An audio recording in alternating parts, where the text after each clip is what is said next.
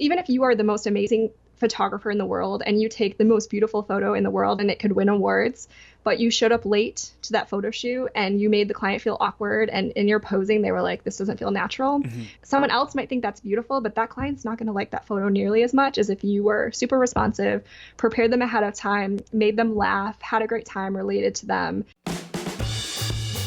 Hey, welcome to the Beginner Photography Podcast. I'm your host, Raymond Hatfield, and each week I interview one of the world's most interesting photographers to learn what it really takes to capture beautiful images so that you can start to do the same. In today's Rewind episode, we're chatting with portrait photographer Allie Siarto about how creating a world-class experience for your portrait clients will keep them coming back year after year. But first, the Beginner Photography Podcast is brought to you by CloudSpot. Sell your photos through prints, products, and of course, digitals. You can set up a storefront in minutes and start earning more with every gallery you send. So grab your free forever account over at deliverphotos.com and only upgrade when you are ready. So today's interview with Allie Siarto is one that really helped me personally to have a better understanding of the process that I was putting my clients through. We have this idea that our photos should speak for themselves, and I mean, that would be nice, but the truth is that they usually don't. And that's not like a knock on you or anything. It's just that most non-photographers are not as visually literate as we are, and therefore they need more than just the images. They need to feel like they're being taken care of. They need to feel supported. They need to be given an experience. And you've heard me say that photography is a service and not a product. And it's true. Well, today, Allie is going to walk you through how to deliver an amazing service through experience and what it did for those who she photographed. So with that, let's go ahead and get on into today's interview. Today's guest is Allie Siarto, a wedding and lifestyle photographer currently in East Lansing, Michigan. She is also the host of the Photo Field Notes podcast, where she focuses on business growth by interviewing other successful photographers. Allie, thank you so much for coming on the podcast. Yeah, thank you, Raymond, for having me today. Sure. I mentioned earlier in the intro that you're currently in Michigan, but you have this beautiful video on your website that adds so much personality to you and your family. But can you let the listeners who haven't watched the video, let them know where you came before and how you got into photography? Yes. Oh gosh, yeah. So in terms of like location-wise, I've been kind of all over the place. So actually, I'm from Michigan, born and raised in Michigan, went to Michigan State University, graduated from Michigan State with a degree in advertising, and it was at the time it was called telecommunications, so like digital media, which just barely touched on photography, like 3-point lighting, basic stuff, but it was not what I had in mind. I actually wanted to go work for a big advertising agency. And so when I graduated, my big plan was to move to New York City and work for a big ad agency. And my last few months of my senior year, I started dating my now husband, and he was actually in the master's program at Michigan State and would be for another year. So I was like, New York sounds a little bit far away, but Chicago, it's 4 hours from where I am. So I ended up working for a company in Chicago, working in the digital PR department there.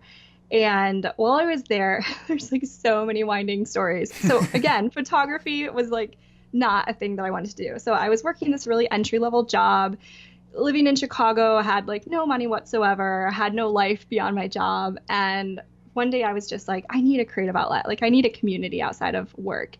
And so I found this class at the Chicago Photography Center, which was a nonprofit, and it doesn't exist anymore, which just really breaks my heart because it was the greatest organization.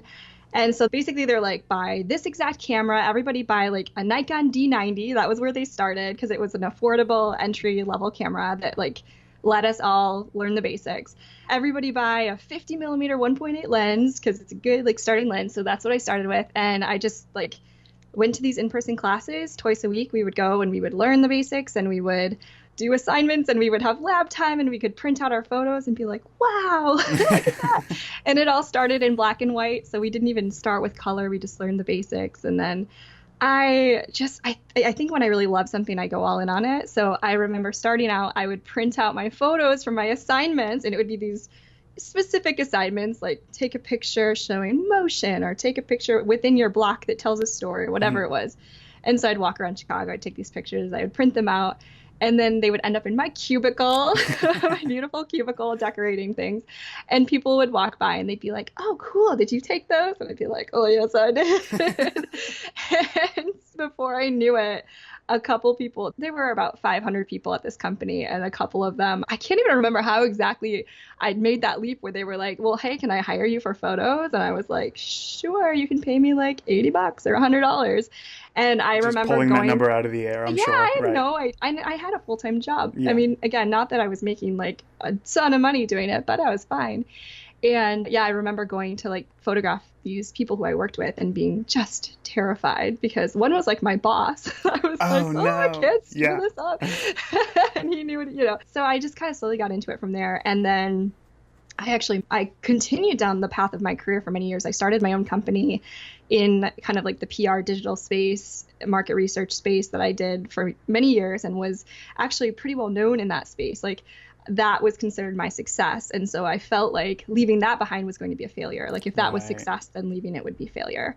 So basically running in tandem, I was running this other company and growing this company and really focused on that. And then photography was always I always call it my alter ego on the weekend, where I would go. And so I called up a photographer and I said, I like looked on the Knot. And I think I looked at the first person who came up in the featured listing and I called him and I was like, hey, can I be your assistant? Oh, and wow. He actually said like, yeah, come on in and we'll talk. So I went in and I did a trial, like a free, like an audition. So I went to a wedding. I was just carrying bags for him and taking some photos. And then he hired me on. He paid me like $100 per wedding to help out and a lot of like assisting with carrying bags. That was my main job. I was actually hired as an employee so I could use his lighting. So he would give me lighting gear and taught me lighting, and he would sit down with me after every wedding and help me like go through my photos and teach me what I needed to know. And that was huge. That was so helpful. Yeah. I didn't even realize how great that was at the time, that no one gets that. I was like, yeah, I'm not getting paid a ton, but the experience was everything. So I remember someone when I was in college saying, treat your first few years out of college as just a continuation of your education. Just treat it like you're still learning. Don't get stuck in the muck where you're like, oh, I'm not making enough money or you're feeling like you're not moving fast enough. Just if you have the mentality that is a time to learn, then it can be a much more positive experience. So I think I took it that way and I really got a lot out of it. I mean, that's a great mindset to have for sure. Like you said, there's a lot of people coming out of college assuming like, now I know all this stuff. I have a lot of debt. I have to be making a lot of money. Yeah. But going the route you did sounds way more fulfilling, especially later on down the road. And we don't know everything coming, whether you go to college or not, like, come on, we don't know everything. So it's good to take the time and like appreciate that you can learn from others. So anyway, so let's see, I'll try not to make the story too long. So I ended up, after I got married, I moved back to Michigan. So I had worked for that photographer, learned a ton, moved back to Michigan and still was running my other company. And I could run it from anywhere. So we were like, let's go back to Michigan. That's where our family is. My sister had my nephew by then. I felt like we were just too far away. So we got back to Michigan. We kept the company going. I was starting to grow the photography company in Michigan. And then we decided kind of like on a whim to move to DC for 8 or 9 months. Just kind of like, you know what? Actually, first, no, we bought a house. And then we decided to move. So we had to like leave our house, leave our cat. We couldn't take our cat with us. Yeah, it was, So you really do jump into something when you fall passionate about it, don't you? It was truly like this like split second decision. We were in DC and a friend we had met was like, hey, let me show you this place. My friend who owns it is only home once a month for one night and he wants someone to rent it for really cheap. And we were like, we can't pass this deal up. So we signed like a 9-month lease and we were just like, let's just treat it like study abroad and we're going to go and enjoy it. So actually at that time, I had decided that I was going to go all in on my other company. And I actually took a year off of photography and I thought I was going to be done because I had shot, I think 17 weddings the year before while running the company. As an assistant? No, as myself. Your own weddings? Oh once I was back, it took a couple of years back in Michigan. I shot 17 weddings. I was running the other company and it just something had to give. So I was like, I'm just going to give up photography. I can't do everything. I love it, but like I was like, the money's not going to be there. The other places where I'm getting the money. So whatever. So yeah, I think I was still kind of learning the business side at that point. So I thought I was going to be done forever. I was in DC. I was saying no to absolutely everything because I was in DC. And then one day somebody called me and it was like the mother of the bride. And just kind of out of the blue, she was so excited. She was like, is this Allie Siarto? And I was like, yeah. And she was like, are you available for my daughter's wedding on this date? She loves you. And I was like, oh, well then maybe yes. And she was like, we'll take you. Yay! And so she like got me kind of back in the like excitement of everything. And so I took just 2 weddings that fall. And then from there, I was like, oh, I do really love this. And so with all of that, my daughter was born that later that fall, and just kind of evaluating everything, I realized that if I was going to spend time doing something, I wanted it to be something that I loved. And so photography won in the end. And now I am a full-time photographer, and I've built my team from there. And now I live back in the house that we bought. We've been here for a while. And yeah, I've continued to just grow the business in Michigan. Wow. Okay. So that was quite a road to where you are now. That's a short story too. Okay, hold on. Let me break this apart real quick. Okay. We'll start back when you first called the other photographer to assist him, right? So at this point, how much had you learned from the school that you were going to learning photography? Were you proficient in a camera, or was this still like going to be additional education in terms of simple settings? I was about as proficient as an assistant can be, but not enough to like shoot my own. So I had taken basically the beginner class, the like more advanced class, and then I had taken a flash class, so I knew how flash worked. I understood the mechanics of it, but I hadn't done off-camera lighting, so he really taught me everything with lighting in that way. I had never photographed a wedding, so no, that's not true. I had like kind of photographed my friend's wedding that I was in. That was one of those like she wouldn't have otherwise had a photographer. Sure. So like, but those were exactly what you would expect them to be. Real quick, do you still have those photos somewhere? I think I found a couple on Flickr recently. Oh, sweet. And I was doing like the like really texturized editing and like lots of editing. Contrast and saturation. Yeah. Vignetting, I'm sure. Yeah, sepia vignetting, all that fun stuff. So I was like, basically where you would expect an assistant, and not yet second shooter, but like assistant who also can have the camera. So I was great for carrying bags, right? And then if I got a great shot, great. If I didn't, it didn't really matter, basically, at that point. Yeah, no, that makes sense. So when you went into it, did you think that you would be learning more than just the technicals of photography? Were you looking forward to opening up your own photography studio one day? Or I'm just trying to get in that mindset of why you contacted this photographer. Yeah, I think I was. I still, like I said, at this point in my career, I had no intention of doing it to the full time, to the extent that like it would become the only thing I did. I always thought that my other company was always going to be the dominating company. But so was still this just a creative outlet for you? It was a little bit more than that. Oh, okay. No, it was something more than that. I think it was that drive where I was like, I want to be really good at this. I want to be able to have that fulfilling feeling of taking amazing photos for someone for their wedding. And it was just so different. I was working in corporate America with these global companies, and it was just so different to work one-on-one with clients. And I loved it. And I just got addicted, basically. I was like, I must do more. Right. And I didn't want to do more and like do it kind of like halfway, I guess. I really wanted to be as good as I could be at it. Sure. No, I totally understand that. As another wedding photographer, that's what I love most, is the personal connection that you have with somebody, the amount of time that you spend with them to get to know them so that you can personalize, essentially, the photos that you can deliver to them to see their reaction, as opposed to, I worked for a public company before I started working in photography, and it's like whenever I did something that I was proud of, it just kind of went into the white noise because I never saw the end result of it. So I 100% understand. Yeah, that's exactly how I felt at my other company. Like, it was just kind of was like, there it was. Nobody was really appreciative. But to actually have people like cry or get so excited and to really, truly thank me was really fulfilling and just like creatively fulfilling for me. For sure. Okay, so you met this new photographer. You became their assistant. You started working and you started shooting a little bit. What are some things that you learned that had nothing to do with the camera, essentially, in working just one-on-one with a client? Yeah, well, everything about planning, basically, realizing he was really organized, and he would have a sheet that he would give me before every wedding that had the family list already put together, and he'd have like these circles and family trees of who's who, and I can't remember if it was like symbols, or he would tell me if there was an awkward relationship to be aware of, and the whole day would be planned, and the way he interacted, and he would tell me stories about how, there was this one bridal party where he worked with one bride, and then the bridal party loved him, and then they all hired him along the way, and that led to many other weddings and how important that was. And he had a dress code. I had to wear a very specific thing when I showed up. I had to look very professional. The appearance really mattered. These were really high-end weddings in Chicago that we were going to. Just the way that you behaved in front of clients, everything about it. That, I had worked, like I said, I worked in corporate America, so I knew how to conduct myself in front of people. I was going to be professional, but it's still really different, and kind of just balancing the party aspect with the professionalism and the lighting and just everything happening at once. But the logistics, I think that if I had gone and photographed a wedding on my own without having ever worked for somebody else, I wouldn't have had nearly the preparation to just know how the day was going to go. Like, okay, like typically this is after this, and then this will happen. These are the things to look out for. This is where things can go wrong. Just everything that prepared me to be the best that I could be.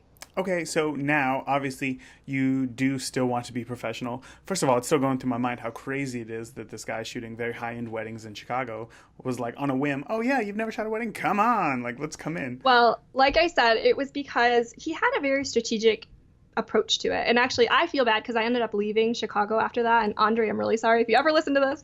I'm sorry that I left, but he had, and I'm now in this mindset. So he wanted me to start out as an assistant, and he wanted to train me from the ground up. So what he did was he would train people from the early stages. If you saw something in them where he knew that he wouldn't have a lot of risk, because I was the third shooter. I wasn't even the second shooter. I was like the third shooter. Okay. So there wasn't a lot of risk. He wanted to train me from the ground up to then become his second shooter, to then become like, let's say, like an associate photographer. Gotcha. It was within a bigger company.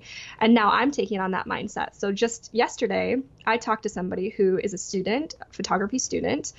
To be quite honest, I have never seen her work before. I've never seen a single photo she's taken, but I'm going to hire her to be an assistant to help with bags and, pay her to come along and help.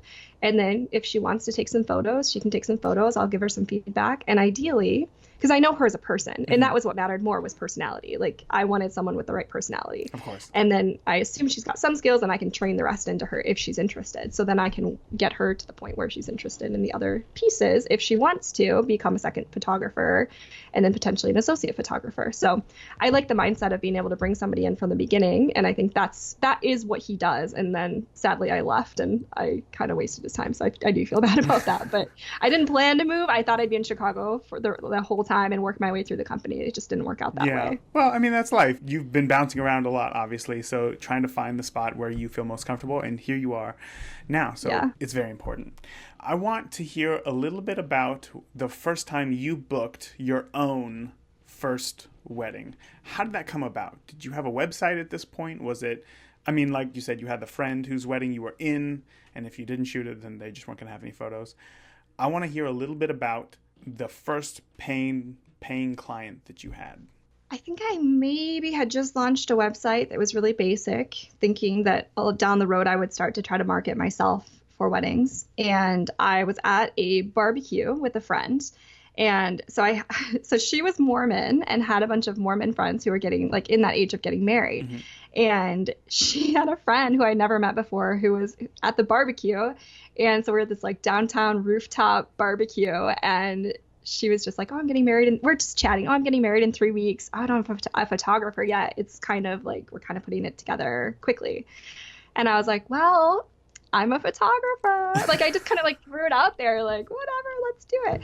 And one of the things with being an assistant, as I was taking these photos, I did not have the rights to any of my photos. I could not use them in my portfolio. So I don't even remember what I showed her. Maybe like the other wedding or my photography assignments. I cannot remember. No. I had done some portraits at that point, so I would have shown her the portraits. And I was very honest with her. This is my first wedding by myself, besides like the friend one, and I've worked on these big weddings where I was doing a lot of shooting. I do feel confident. I know my lighting, and I charged her $500 like we all do, right, on our first wedding. And it was like, 2 or 3 weeks later, and here's the best part. So it was a Mormon wedding, so I wasn't even allowed to go into the Mormon temple. Yeah. So, but she had converted, so they had like another ceremony later because their friends and family couldn't either. So it was fine. So I showed up at like 8 a.m. They came out, they were married. We took pictures in like this full sun. I dragged my husband along to be my assistant. And I remember being like, I know you don't want to take photos in full sun. Like, I know you have to diffuse it. So Jeff, you're going to hold my reflector, like just as we're going to take the thing off and hold it up above. And we're going to try to get them in the shadow. And then I'm going to try to just get them there, and it's going to be great. And it was like, it was not great, but it was fine. I mean, it was better than full sun. I knew the basics of what I was doing. I actually think I did a pretty good job overall. Like, I knew that they didn't want to be in full sun. I created shade for them. It just wasn't very big shade. And then I did know, like, I knew how to use my lighting. I had my flash and my umbrella. It was a big dark room. Like, you never could have done it without lighting. So I was like, I was pretty proud of my lighting, but I did not bring enough batteries. So I'm sitting here charging batteries on my like quick charger in the middle of dinner. I didn't know to ask to be fed. So they had this amazing spread of food that we totally could have had some. And Jeff's like, Allie, I'm starving. And I was like, I don't think we can eat it because I didn't ask. Yeah. So all I had to do was ask. And I'm sure she, like, ahead of time, obviously. And I'm sure it would have been like, now I put it in my contract. Everybody feeds me. But I didn't know. And I was starving, and Jeff was like, I'm never doing this again if you don't feed me. Oh no. But from that, so I got just enough photos from that event. It turned out to be a really amazing venue, like a great venue in Chicago. And they had gotten a deal on it, I think, because they had their wedding. It was like an afternoon wedding. And so I had work from this great venue. I remember like this one particular ring photo that I took that was really cool. And like that ring photo alone, I was like, this makes me a professional. And then I like used that to book other clients. So after that, once I had my own portfolio work, I then actually pretty quickly after that, I put an ad up on the Knot. And I think later that fall, I knew I was going to be moving to Michigan. So I paid for an ad in Chicago and in Michigan and booked my first couple weddings in both places. Oh, wow. So when I moved to Michigan, I actually kind of came back and forth. Or maybe I knew I would eventually, whatever it was, I ended up getting a couple weddings in both places and went back to Chicago a couple times, did a couple weddings there, and just kind of like slow grow from there. So obviously, like, you started advertising on the Knot in both Michigan and Chicago, which blows my mind. That's insane to be in both places. But now that you have shot a few weddings, what sorts of things are you doing for these clients in order to help, I guess, gain referrals? Because we all know how important referrals are. Yeah. Okay. So I think it took me a while to really get there where I was creating the full experience. But I want to tell you a story that's going to seem unrelated, and then you'll see how it's related. I'm excited. Okay. So this is actually a story about my mom. So it has nothing to do with photography, but it's going to illustrate to you like why you'll get it when I tell it. So, okay. So hanging with me here. So my mom went out to the West Coast with her sister and her mom to visit family, and they went wine tasting. So while they were wine tasting, they went to this vineyard and they were given this glass of wine, and they said, oh, go out on the hill and enjoy the beautiful setting and just enjoy the wine. So they're sitting on this amazing hill, looking over this gorgeous setting under this tree in the perfect sunny weather, and they're with amazing company. They're having the best time. And my mom is drinking this wine, and she says, this is the best wine I've ever tasted. This is so good. So she goes back in and she says, I've got to buy some wine. I have to bring this home so everybody can experience how amazing this wine is. And so she buys it, and she goes through the hassle of packaging it up and taking it home and getting it there. So a couple months later, my mom and my dad host a wine tasting party. And it's not just a wine tasting party, it's a blind wine tasting party. So they put all the wines in like paper bags so that nobody can tell what brand it is, so that you're not influenced by knowing the brand or like the pretty label or anything. It's just like totally based on taste. So they pour the wine. Everybody ranks the wine. They decide what tastes the best, purely on taste. They rank them 1 through whatever, 10. I don't know how much wine they're drinking. Right, I guess that's a lot. So at the end of the day, every single person, including my mom, ranked that wine dead last. She said it was awful. And she was like, it was crazy because when I was sitting on this beautiful hill, sitting with amazing company in a beautiful setting, under the sunlight with a beautiful view, it tasted amazing. And when I was just tasting that wine back at home with no other context, it was awful. Yeah.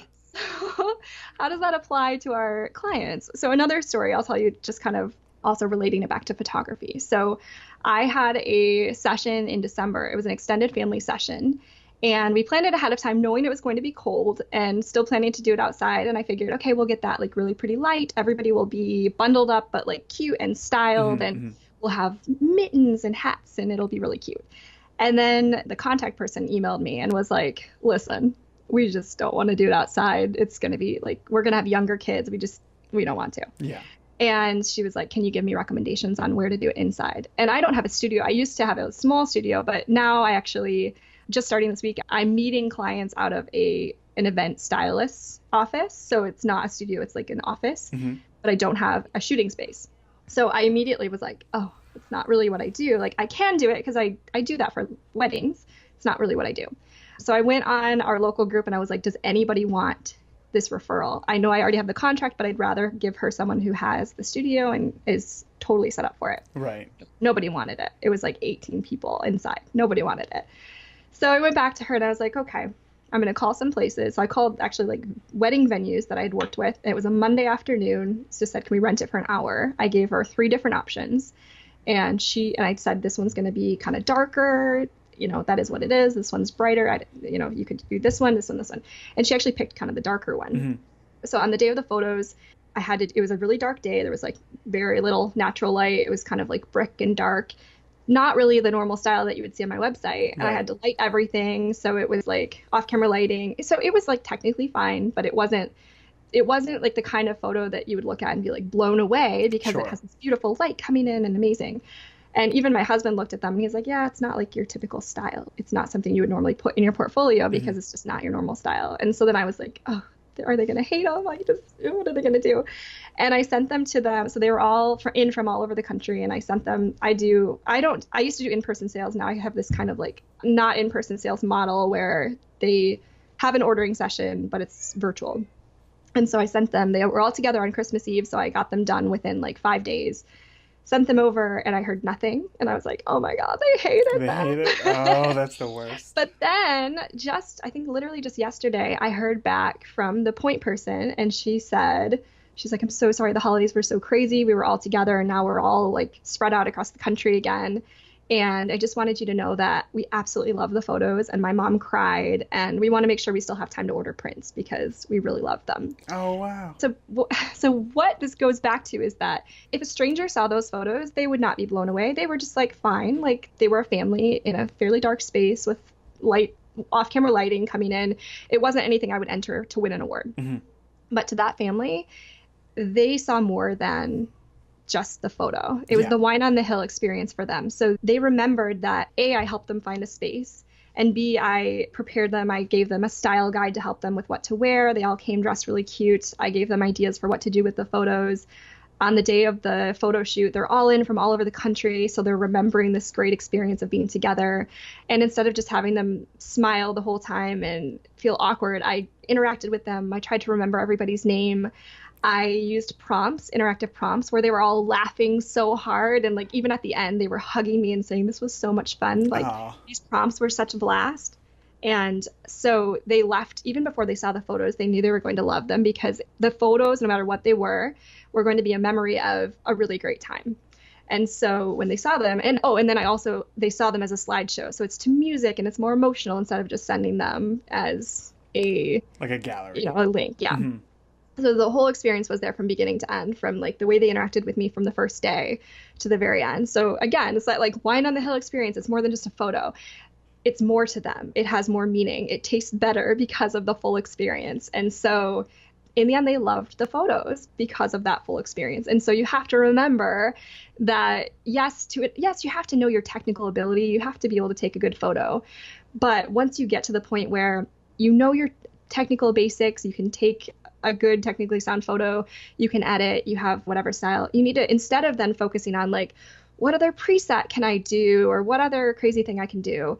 Like, that's fine, but you need to first nail down the whole experience. You need to make sure that you can pose people in a way that feels really fun and natural so that they're leaving like, that was actually really fun, instead of like, oh, I feel awkward. Because even if you are the most amazing photographer in the world and you take the most beautiful photo in the world and it could win awards, but you showed up late to that photo shoot and you made the client feel awkward, and in your posing they were like, this doesn't feel natural. Someone else might think that's beautiful, but that client's not going to like that photo nearly as much as if you were super responsive, prepared them ahead of time, made them laugh, had a great time, related to them, all these things that you have to do. So you have to remember that it is human nature. Like, I teach a consumer behavior class now at Michigan State, and it is truly like that is actually how the human mind works. We think that we're grading something, judging something just based on like the pure values of that product, but we're actually much more influenced by all those other external factors than we are by the actual product. So people are going to like a photo way more based on the full experience than based on the photo itself. I totally believe that. Even in my own experience as a photographer, I've been to shoots where, say, the couple, they just weren't meshing with me as well as I had hoped. However, they were very friendly in front of the camera and they looked great. And when I look back to share those photos, I think like, this one wasn't so good. You know, this one wasn't my best set of photos. But whenever I share them, they always seem to get the most amount of interactions or praise from people. But I think that it's because it's not a bad photo. It's simply because I didn't connect with the couple as well as I could have with other couples, I suppose. Right. So yeah, and they might feel that too. Mm-hmm. Yeah. So it's different. You still need to have photos that are beautiful for the outside world because they weren't there. They don't have that experience and that context to go with it. But for the couple themselves, if you want them to like sing your praises from the rooftops and love that photo and share that photo and print that photo and put it in their home, they have to have an emotional connection to it. Like everything in my house, even if it's an imperfect photo, I have very imperfect photos framed in my house, but the moment was real, and that's what mattered. So important. So important. Yeah. So what could you say to, or I guess let's put you back in the situation. Obviously, that family had a bit of a scenario where they needed to change the venue. You needed to find a new place for them. You went out of your way to try to find somebody to help accommodate them. You couldn't, so you took it upon yourself to find a venue, to get them photos that they would be more comfortable in, especially with young kids not wanting to be out in the cold. If that obviously shows that you went above and beyond to deliver a great client experience. Let's say that doesn't happen. You go out, a couple says we want to do it outdoors, you go outdoors. Everything is smooth sailing. How do you still ensure that you deliver a great client experience?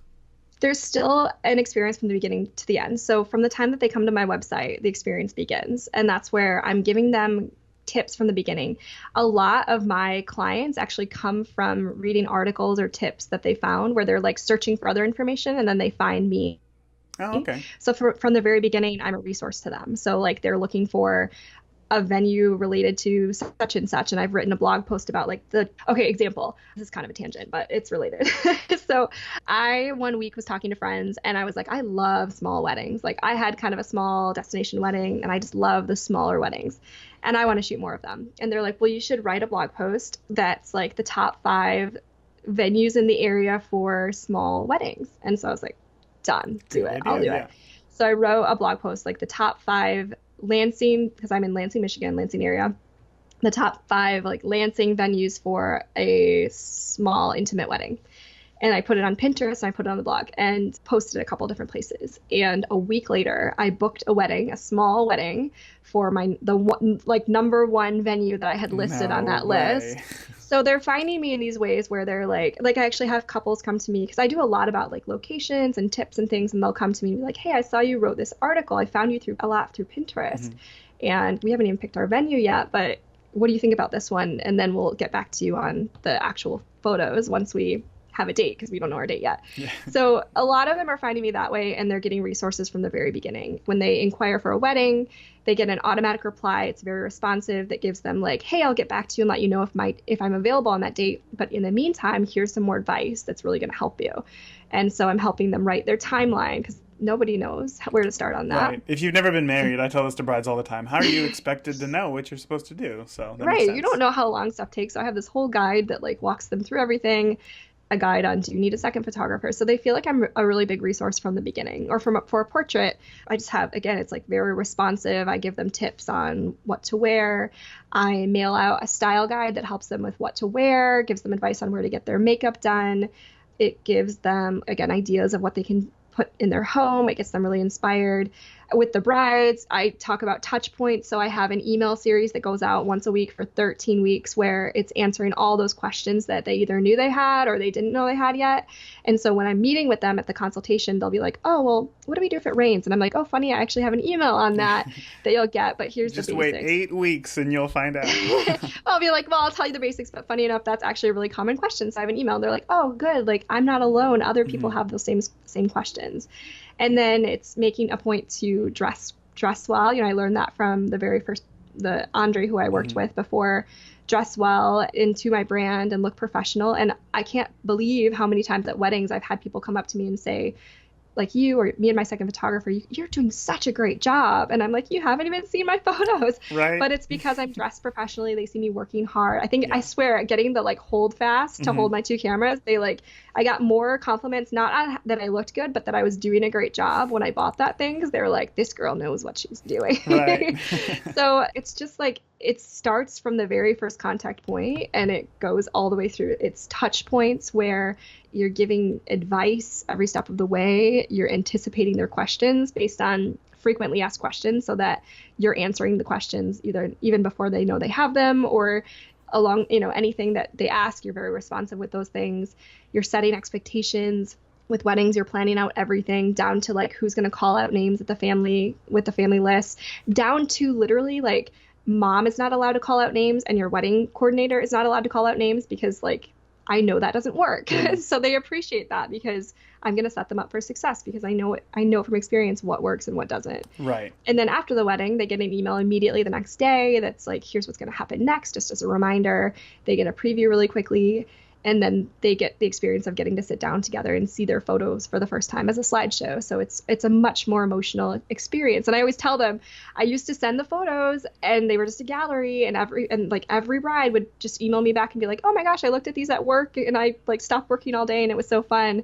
And then I'd be like, what about your husband? And they'd be like, yeah. Oh yeah, right. He needs to see these too. Right. And I like did the same thing. Like my photos came and I looked at half of them before I was like, oh, Jeff, yeah, wait, come on over.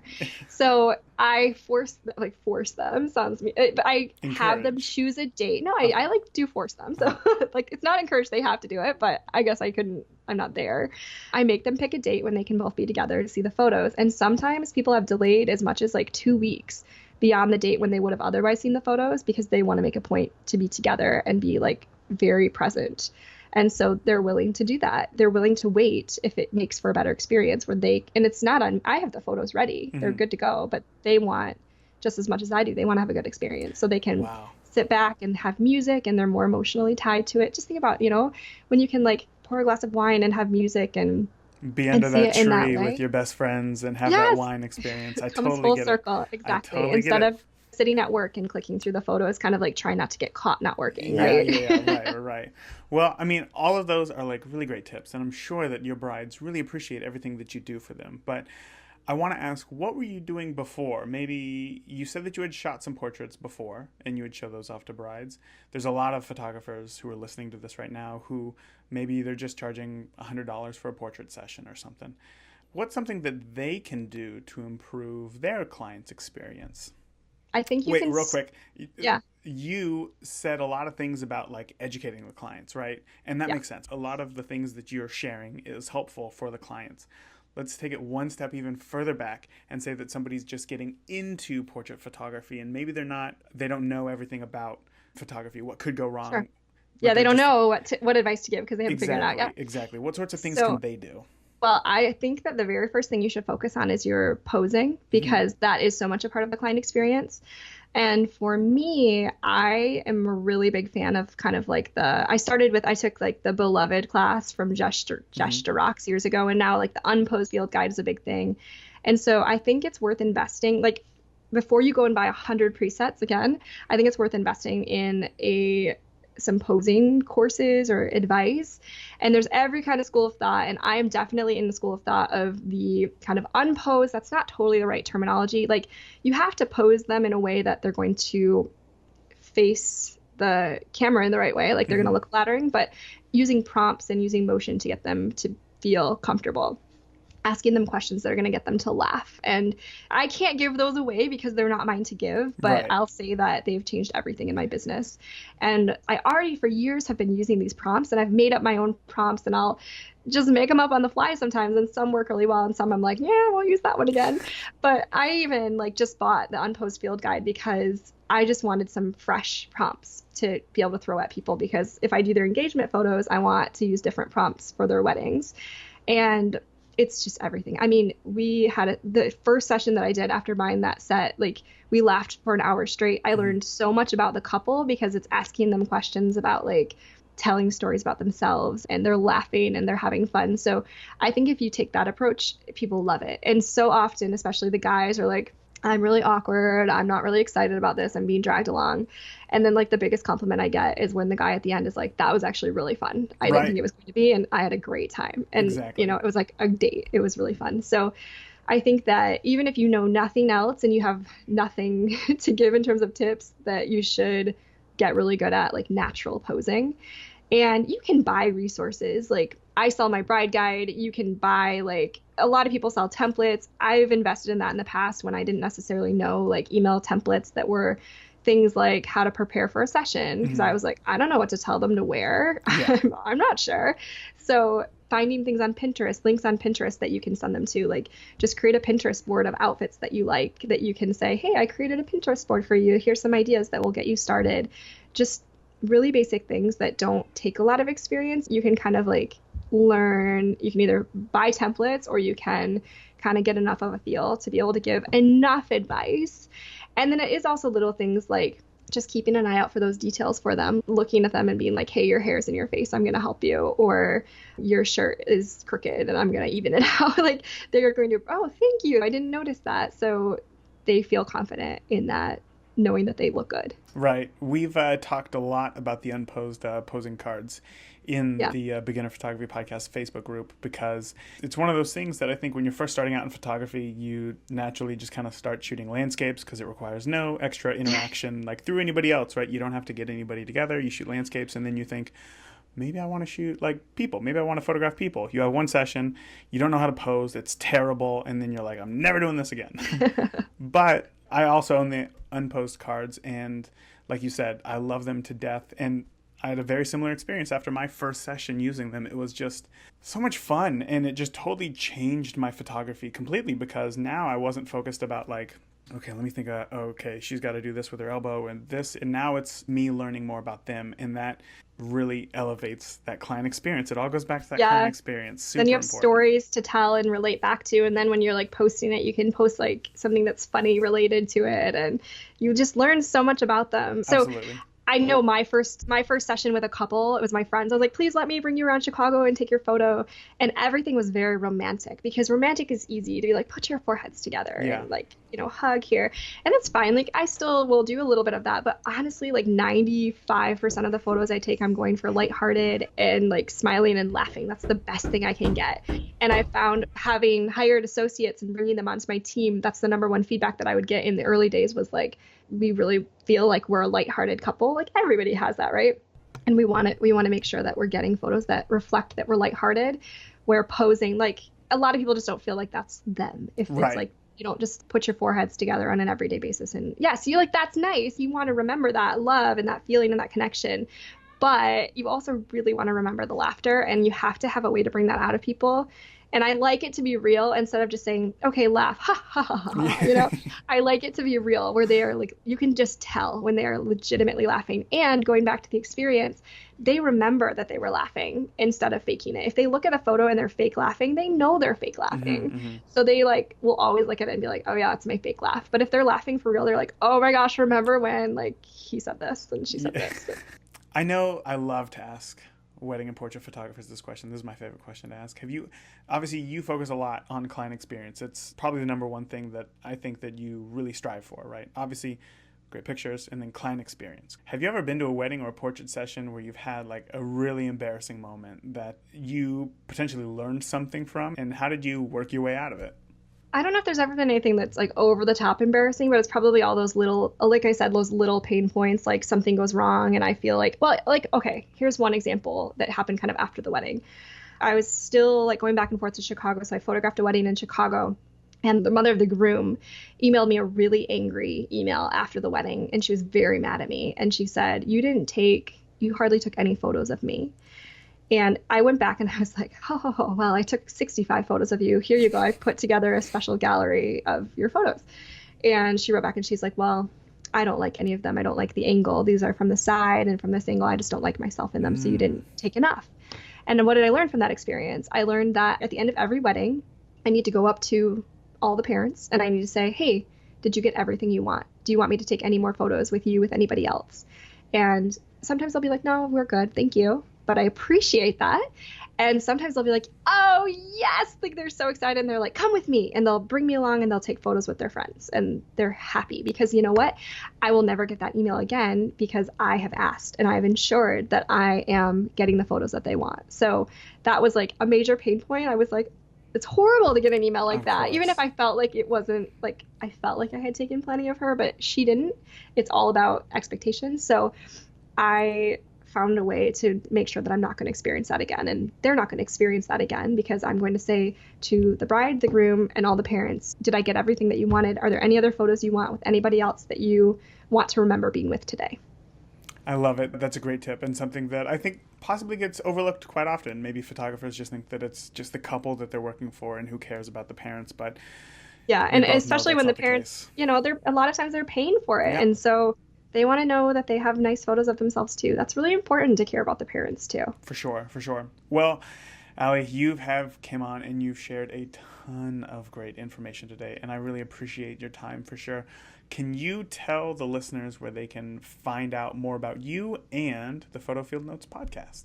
Oh, yeah, sure. Okay, so I just set up the Photo Field Notes podcast on Instagram, finally split it out. So it's at Photo Field Notes on Instagram, and then photofieldnotes.com you can listen to. It's so kind of a similar format to this, like interviews, and then a mix of just me telling random stories or advice or things that people have asked me. And then I'm also on Instagram as at Allie Siarto. So it's ALLIESIARTO. And then my website is also alliesiarto.com. And that's my wedding and portrait photography website. Awesome. Well, Allie, again, thank you so much for coming on. I really appreciate everything that you shared, and I look forward to keeping up with you and following you on Instagram in the future. Sure thing. Thanks, Raymond. Of course. If you only implement one thing into your photography from today's episode, let it be this one action item. Audit your process. Take a moment to think about how your process looks to clients. How do you reply to clients? What are the questions that they ask you? Do you send some sort of prep email? A good test I would give myself is asking, have I told them the next steps? Like, do they know what the next step is? For an inquiry, have I made it clear that the next step is to get on a phone call? For the contract, have I made it clear that their date is not locked in until their deposit is paid? Before a shoot, have I made it clear where I will meet them, at what time, what my number is, just in case they get lost or something? And after a shoot, have I made it clear when I will deliver the photos so that they don't sit at home and wonder if I just forgot about them? So there you go. Audit your process. Hold their hand. Reassure them that you are the professional and that they are in good hands. That's it for today. Until next week, remember, the more that you shoot today, the better of a photographer you will be tomorrow. Thank you for tuning into this week's episode of the Beginner Photography Podcast. If you enjoyed today's episode, please share it with a friend. Start a conversation. Grow together. That is it for this week. Remember, the more that you shoot today, the better of a photographer you will be tomorrow. Talk soon. Thank you for listening to the Beginner Photography Podcast. Keep shooting, and we'll see you next week.